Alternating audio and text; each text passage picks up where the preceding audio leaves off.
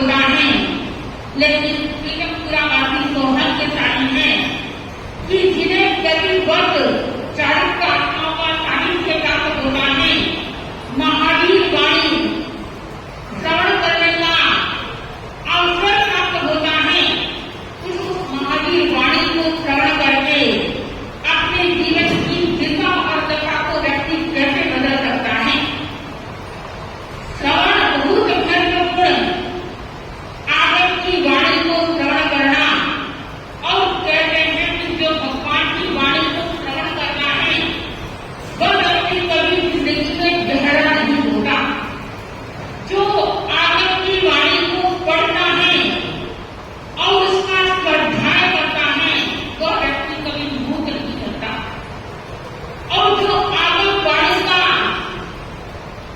चिंतन निधिध्यासन करता है वह व्यक्ति अपने जीवन में अपने कर्मों को हल्का कर देता है। आगम एक ऐसा महत्वपूर्ण उपक्रम है और हमारे उत्तराखंड सूत्र, दसवें काली सूत्र, ये ऐसे आगम हैं जो व्यक्ति उसको पढ़ता है, उसका चिंतन करता है, मंथन करता है, मनन करता है, वह व्यक्ति अपने जीवन की दिशा और दशा को बदल देता है। तो महावीर ने कहा कि मनुष्य जीवन व्यक्ति को बड़ी दुर्लभता से प्राप्त होता है, श्रुति भी व्यक्ति को बड़ी दुर्लभता से प्राप्त होती है। और सुनकर ही जो व्यक्ति आत्मसात करता है, उस वाणी को अपने जीवन में उतारता है, वही व्यक्ति अपनी जीवन की दिशा और दशा को बदल सकता है। कहते हैं कि एक बार प्रवचन हो रहा था और प्रवचन श्रवण करने के लिए अनेक व्यक्ति आए हुए थे। अनेक व्यक्ति प्रवचन श्रवण कर रहे थे। एक व्यक्ति उपस्थित हुआ और उसने कहा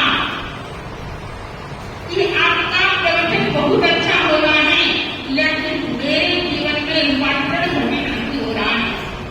मैं अपनी दिशा को नहीं बदल पा रहा हूं।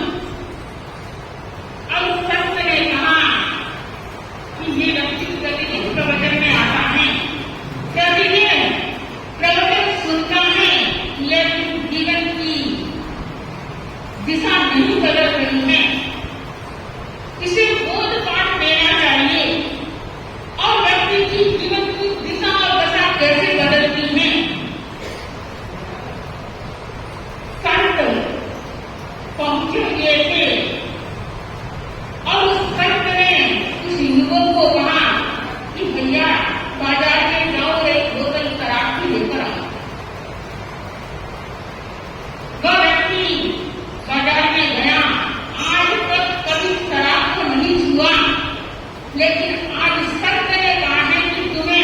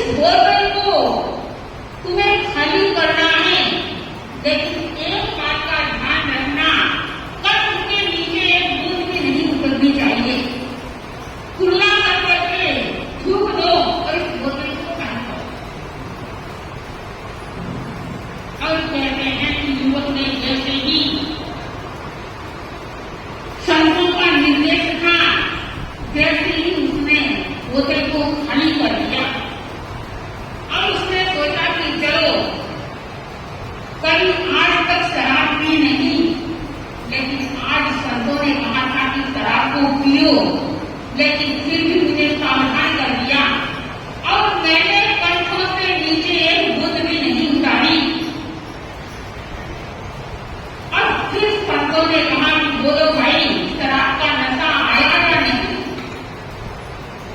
तब उस युवक ने कहा कि महाराज, नशा कैसे आता?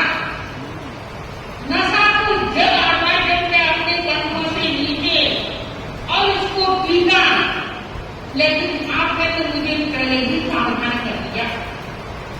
बंधुओं और बहनों, मैं कहना चाहती हूँ कि धर्म का नशा भी व्यक्ति को जब आएगा जब व्यक्ति अपने जीवन में हर बात को उतारेगा।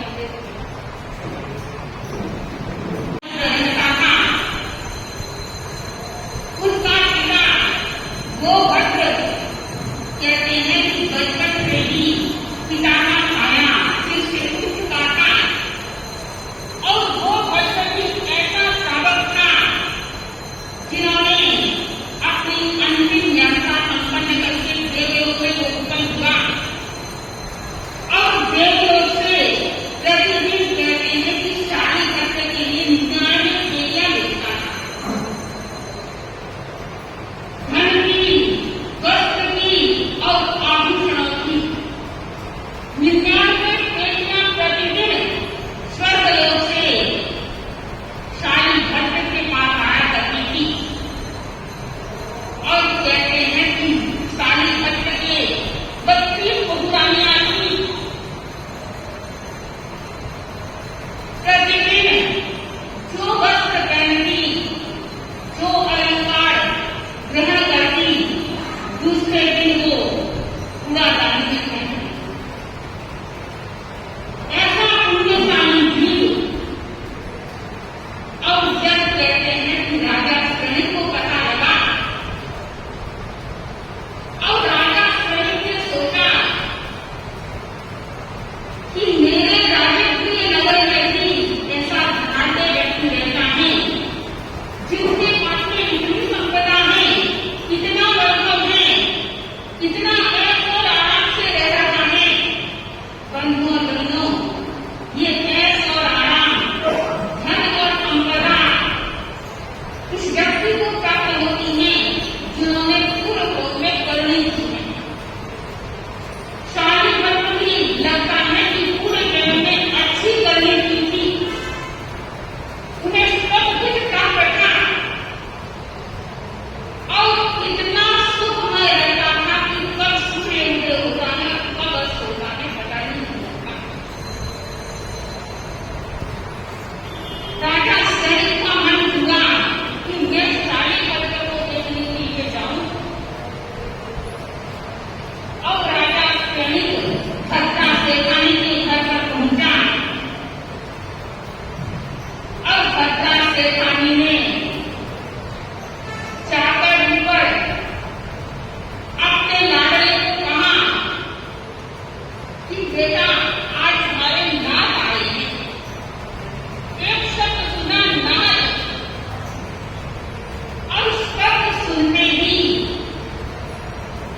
मन में संकल्प और विकल्प पैदा हो गया। चिंतन करने लगा, सोचने लगा कि मेरा भी कोई नाथ है क्या? मैं तो सोच रहा था कि मैं स्वयं का नाथ स्वयं हूँ। मेरे से बढ़कर इस दुनिया में कोई व्यक्ति नहीं है, लेकिन मेरे ऊपर भी कोई मालिक है, मेरा भी कोई नाथ है। और ये एक शब्द नाथ का सुनते ही चिंतन की गहराई में उतर गया। सोचने लगा कि मैं स्वयं का नाथ कैसे बन सकता हूँ। ये एक शब्द शाली भट्ट की जीवन की दिशा और दशा बदल गई और वो सोचने लगा कि मैं अपना नाथ कैसे बनूं।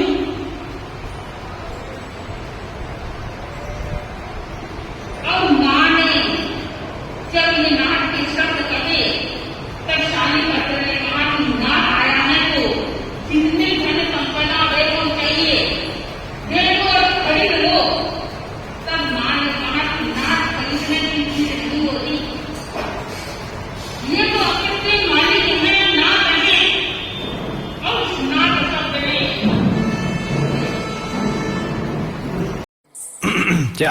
अविद्यानामन्तस्तिमिरमिहिरद्वीपनगिरे